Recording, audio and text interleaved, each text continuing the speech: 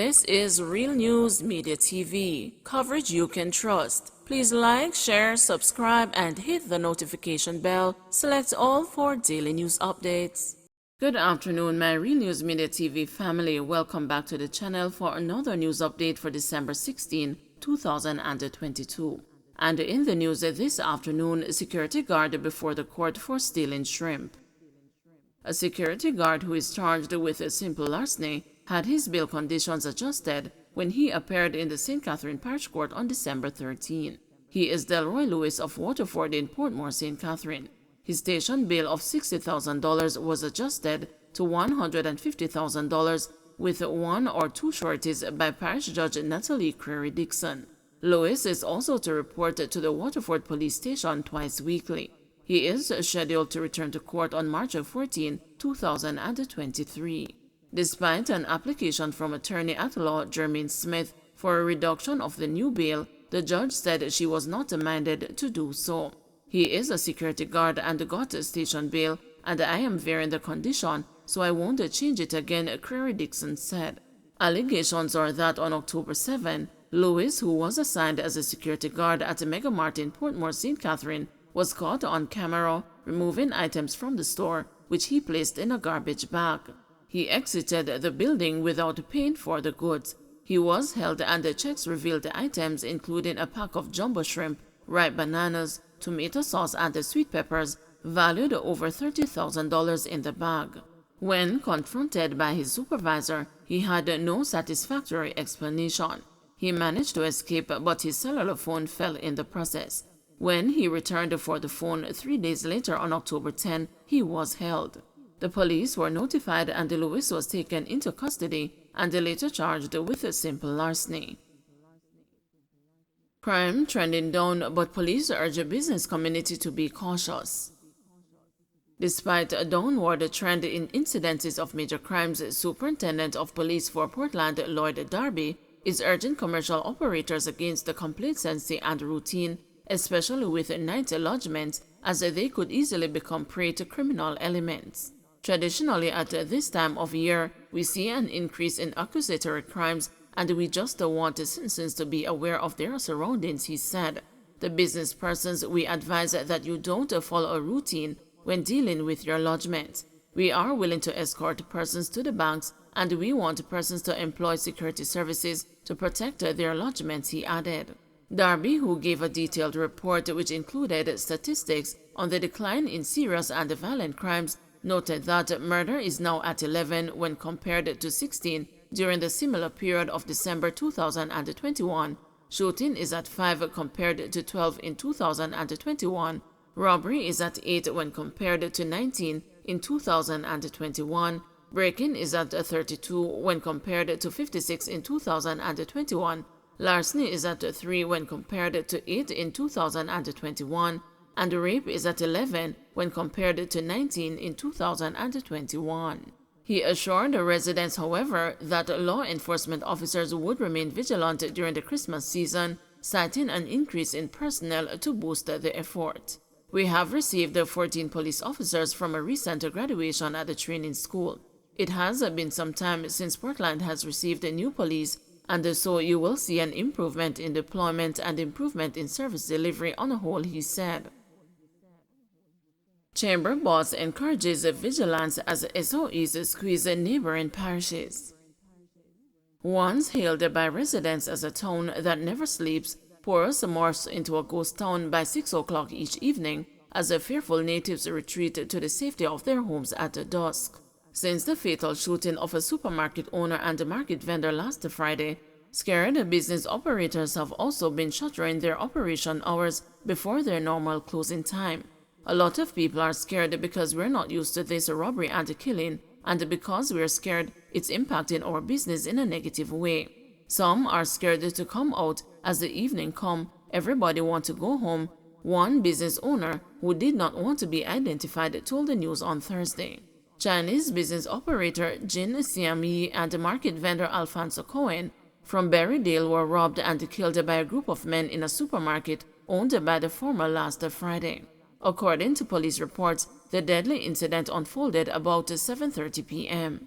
4 of the suspected robbers, including 2 teenagers, were apprehended by cops shortly after. Declaring that it was no longer safe to do business in Porus, one operator said establishments would normally ramp up security around the Christmas period. However, she is not very optimistic that such a measure will deter criminals this season. Considering what happened last Friday, even if we had the security, I don't think it would actually do anything because of the Wilder shooting, she reasoned. Maxine Thompson, a restaurant owner in the town, said this was her first time experiencing this level of crime in her 13 years of operating her business. The incident has left her discouraged and scared. When that happened, me feel like me would have just locked down, she said.